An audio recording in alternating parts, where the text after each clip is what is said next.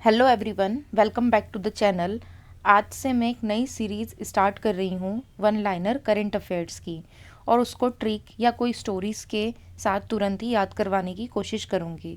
ये video daily आपको सुबह 9 बजे तक मिल जाएगी और इसकी पीडीएफ की लिंक डिस्क्रिप्शन में अवेलेबल है। पीडीएफ हिंदी इंग्लिश दोनों फॉर्मेट में है। तो चलिए शुरू करते हैं। पहला क्वेश्चन है, Which league got the emerging professional sports event of the year 2025? वहीं दूसरा क्वेश्चन है, Where was the APL held? तो ये दोनों ही क्वेश्चन एक ही टॉपिक से रिलेटेड हैं। मैं बस यहाँ ये बताना चाहती हूँ कि एक टॉपिक से कई तरह के क्वेश्चन बन सकते हैं, तो हमें उसे सभी एंगल से देखना है और ट्रिक के थ्रू याद भी करना है। तो इसका आंसर है आर्चरी प्रीमियर लीग यानी APL। इंडिया की पहली professional franchise based archery league है, जिसका एम आर्चरी को पॉपुलर स्पेक्टेटर स्पोर्ट बनाना और यंग आर्चर्स को बड़े स्तर का प्लेटफॉर्म देना है। इसका मुख्य एडिशन 2025 में न्यू दिल्ली के यमुना स्पोर्ट्स कॉम्प्लेक्स में आयोजित किया गया था, जहां इसे हाई क्वालिटी मैनेजमेंट और टैलेंट प्रमोशन के लिए काफ़ी सराहा गया। इसी वजह से APL को emerging professional events of the year 2025 का अवार्ड मिला। यह लीग भारत में आर्चरी को प्रोफेशनल स्ट्रक्चर, मीडिया एक्सपोजर और फाइनेंशियल सपोर्ट देने के लिए शुरू की गई थी, जिससे फ्यूचर ओलंपिक लेवल परफॉर्मेंस भी स्ट्रॉन्ग हो सके। अब इसको याद करने की ट्रिक देखते हैं। तो ये एक स्टोरी के थ्रू बनाया है। इमेजिन करो कि दिल्ली के यमुना किनारे एक बहुत बड़ा सा स्पोर्ट्स का मैदान है, यमुना स्पोर्ट्स कॉम्प्लेक्स। एक दिन वहाँ भगवान अर्जुन आर्चरी मास्टर जो हैं वो प्रैक्टिस करने आते हैं, लेकिन मैदान में भीड़ है क्योंकि एक नया इवेंट चल रहा है, आर्चरी प्रीमियर लीग। अर्जुन मुस्कुराते हैं और कहते हैं, वाह, ये तो मेरी लीग जैसी ही लग रही है, इसको अवार्ड तो मिलना ही चाहिए। और उसी शाम अनाउंसर बोलता है 2025 का एमर्जिंग प्रोफेशनल इवेंट अवार्ड जाता है APL को। अब आप इसे 2-3 बार अगर देखेंगे तो आपको खुद ही याद हो जाएगा। सबसे पहले अर्जुन, अर्जुन से यमुना, यमुना से दिल्ली, दिल्ली से APL और APL से अवार्ड। ऐसे ही हम सभी क्वेश्चंस को कवर करेंगे। पहले क्वेश्चन देखेंगे, उसका एक्सप्लेनेशन देखेंगे, देन उसकी ट्रिक देखेंगे। अब नेक्स्ट क्वेश्चन है, in which group did S&P global ratings upgrade India's insolvency jurisdiction ranking. अब हम इसका एक्सप्लेनेशन देखते हैं। S&P ग्लोबल रेटिंग्स ने इंडिया की इंसॉल्वेंसी जुरिस्डिक्शन रैंकिंग को ग्रुप C से अपग्रेड करके ग्रुप B कर दिया है, जो इंसॉल्वेंसी एंड बैंक्रप्सी कोड के रिफॉर्म्स की ग्लोबल रिकॉग्निशन है। पहले इंडिया की इंसॉल्वेंसी प्रोसेस स्लो और कॉम्प्लिकेटेड मानी जाती थी, इसलिए हम ग्रुप C में थे। लेकिन पिछले सालों में IBC में काफ़ी रिफॉर्म्स हुए, जैसे कि रिकवरी वैल्यू 30% से ज़्यादा बढ़ गई है और रिजोल्यूशन पीरियड जो 4-5 साल तक चलता था, अब एवरेज सिर्फ 2 साल के आसपास रह गया है। NCLT बेंचेस के एक्सपांशन, फास्टर रिजोल्यूशन और ट्रांसपेरेंसी की वजह से इंडिया की क्रेडिबिलिटी बढ़ी, और इसी इम्प्रूवमेंट को देखते हुए S&P ने इंडिया को एक बेटर कैटेगरी यानी ग्रुप B में शिफ्ट कर दिया। देखिए, ये वाला क्वेश्चन तो काफ़ी इजी था, ग्रुप C से ग्रुप B, बट फिर भी इसे अगर आप याद करना चाहते हैं तो देखिए, पहले रिकवरी पीरियड 4 से 5 साल था, मगर अब वो घट के 2 साल हो गया है, तो 2 से हम ग्रुप B को याद कर सकते हैं। इंग्लिश के जो अल्फ़ाबेट्स होते हैं, A यानी 1, B यानी 2, तो उस तरीके से याद हो सकता है कि 2 साल है रिकवरी पीरियड, तो 2 से हो गया B। नेक्स्ट क्वेश्चन है, when is the international day of bank celebrated every year. तो इंटरनेशनल डे ऑफ बैंक हर साल 4 दिसंबर को मनाया जाता है। यूनाइटेड नेशन जनरल असेंबली ने 2019 में रिजोल्यूशन के थ्रू इस दिन को ऑफिशियली डिक्लेयर किया था। इसका मेन पर्पस ये हाईलाइट करना है कि बैंक्स सिर्फ फाइनेंशियल इंस्टीट्यूशन नहीं रहे, बल्कि सस्टेनेबल डेवलपमेंट गोल्स को प्रमोट करने में इम्पॉर्टेंट पॉलिसी पार्टनर और रिस्क मैनेजर्स बन चुके हैं। आज banks economic stability, inclusive growth, financial literacy और ग्रीन फाइनेंस जैसे एरियाज में भी की रोल प्ले कर रहे हैं। पहले आप ये देखिए कि जो डेट है 4, उसको कैसे याद करें। तो इसके कई सारे तरीके याद करने के। एक तो आप याद कर सकते हो कि 4 पिलर्स ऑफ बैंकिंग होते हैं, इसीलिए 4 है। या फिर आप ये भी देख सकते हैं, बैंक 4 लेटर से मिलके बना है, BANK, तो डेट भी है 4।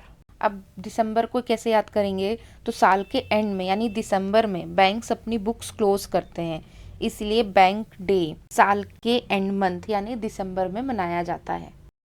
नेक्स्ट क्वेश्चन देखिए, where was the world summit on disaster management WSDM 2025 held. और उसी से जुड़ा दूसरा क्वेश्चन है, what was the theme of WSDM 2025। तो इसे देख लेते हैं।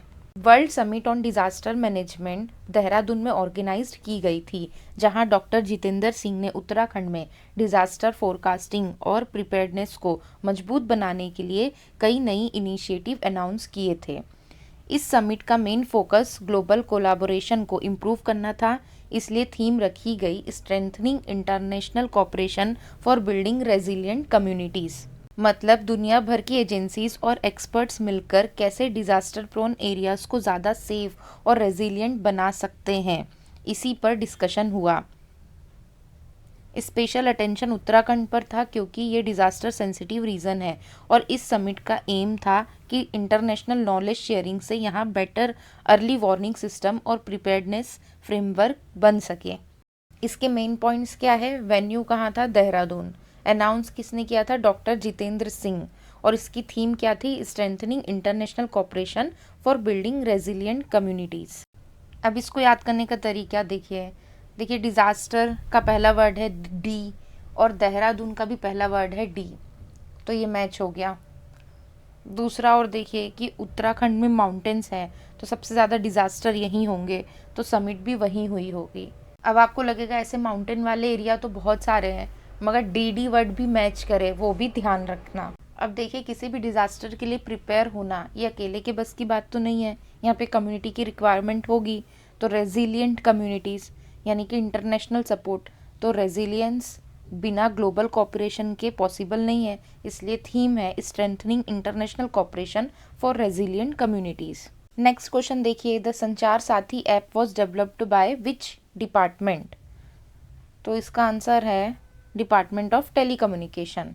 संचार साथी ऐप को डिपार्टमेंट ऑफ टेलीकम्युनिकेशन ने डेवलप किया था, जिसका मेन पर्पस था मोबाइल यूजर्स को सिक्योर रखना, जैसे लॉस्ट और स्टोलन फ़ोन्स को ब्लॉक या अनब्लॉक करना, फेक सिम डिटेक्ट करना और डिजिटल सेफ्टी इंप्रूव करना। 3 दिसंबर 2025 को गवर्नमेंट ऑफ इंडिया ने अनाउंस किया कि नए स्मार्टफोन्स में संचार साथी ऐप का मैंडेटरी प्री इंस्टॉलेशन रूल हटा दिया जाएगा, क्योंकि इससे प्राइवेसी और डेटा सिक्योरिटी को लेकर कंसर्न्स उठ रहे थे। गवर्नमेंट ने कहा कि ऐप यूज़फुल है, पर यूज़र्स को फ्रीडम मिलनी चाहिए कि वो चाहे तो डाउनलोड करें चाहे ना करें। इसे याद करना काफ़ी इजी है, देखिए संचार यानी कम्युनिकेशन वर्ड ही क्लू देता है, तो आंसर है department of telecommunication. Next question है, who has Apple recently appointed as its new vice president of artificial intelligence. तो एप्पल ने हाल ही में इंडियन ओरिजिन अमर सुब्रमण्यम को अपना नया vice president of artificial intelligence appoint किया है। अब ये एप्पल के AI डिवीज़न को लीड करेंगे। अमर सुब्रमण्यम के आने से एप्पल अपने जनरेटिव AI इकोसिस्टम जैसे सीरी के इम्प्रूवमेंट, ऑन डिवाइस AI और नेक्स्ट जनरेशन लैंग्वेज मॉडल को एक नई स्ट्रेटेजिक डायरेक्शन देने वाले हैं। ये अपॉइंटमेंट एप्पल के लिए इम्पॉर्टेंट इसलिए है क्योंकि कंपनी अब एग्रेसिवली AI कैपेबिलिटीज़ को एक्सपांड कर रही है, ताकि गूगल, माइक्रोसॉफ्ट और ओपन AI जैसे कॉम्पिटिटर्स के लेवल पर स्ट्रॉन्ग पोजिशनिंग बना सके। अब इसको याद करने की ट्रिक देख लेते हैं। देखिए हमने हर डॉक्टर से सुना है कि एक एप्पल डेली खाओ और हर बीमारी से दूरी बनाओ, तो जो बीमार नहीं पड़ता वो अमर हो जाता है, और एप्पल ने AI को भी अमर बना दिया। तो बस कनेक्ट कर लो, एप्पल अमर, AI को अमर बनाने आया अमर सुब्रमण्यम। नेक्स्ट क्वेश्चन है, the government of India announce that it will compare the countries performance against 26 international indices, who made this announcement. तो आंसर है इंद्रजीत सिंह। देखिए गवर्नमेंट ऑफ इंडिया ने 2025 में global indices for reform and growth platform launch किया, जिसका main purpose है India का performance 26 international indices के साथ कंपेयर करना, जैसे competitiveness, governance, innovation, ease of doing business etcetera. ये प्लेटफॉर्म हेल्प करेगा आइडेंटिफाई करने में कि इंडिया किस एरिया में स्ट्रॉन्ग है और कहाँ रिफॉर्म्स की ज़रूरत है। इस इनिशिएटिव का formal announcement minister of statistics and programme implementation Inderjit Singh ने किया। उन्होंने कहा कि गिर्ग से इंडिया ग्लोबल बेंचमार्किंग में इम्प्रूव करेगा और पॉलिसी मेकिंग और फ्यूचर रिफॉर्म्स को डाटा ड्रिवन बनाया जाएगा। अब इसकी ट्रिक देखिए आप, इंडेक्स अनाउंस किया इंद्रजीत ने, तो दोनों वर्ड सेम साउंड कर रहे हैं, इंडेक्स इंद्रजीत। या तो एक राइम ट्रिक भी है, इंडाइसिस का सिंह इंद्रजीत सिंह। नेक्स्ट क्वेश्चन है, what position did Aparna Garg assume on the railway board? तो आंसर है फाइनेंस।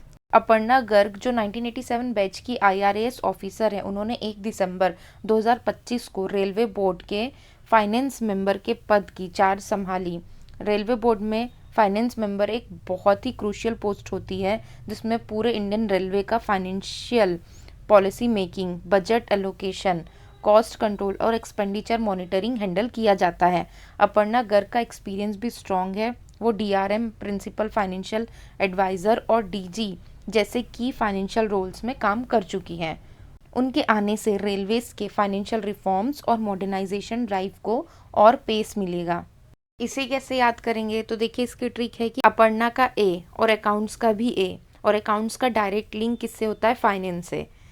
एक दूसरी स्टोरी भी देखिए जिससे आपको याद हो जाएगा। देखिए अपर्णा नाम जो था वो माता पार्वती का था। इसका मतलब होता है जिसने कोई आहार नहीं लिया। तो माता पार्वती ने कड़ी तपस्या की थी और कोई आहार नहीं लिया था शिव जी को पाने के लिए। अब देखिए फाइनेंस डिपार्टमेंट में हम किसे डालेंगे? जिसके ऊपर हमें भरोसा भी हो। तो अपर्णा के ऊपर हम भरोसा कर सकते हैं, जिसने आहार नहीं लिया तो फाइनेंस यानी पैसे भी नहीं लेगा। तो आज का ये वीडियो यहीं ख़त्म होता है। और अगर इस वीडियो के रिगार्डिंग आपके पास कोई सजेशन है तो आप मुझे कमेंट बॉक्स में बता सकते हैं। क्वेश्चन को देख के आपके दिमाग में अगर कोई ट्रिक आती है तो वो भी आप मुझे ज़रूर बताना।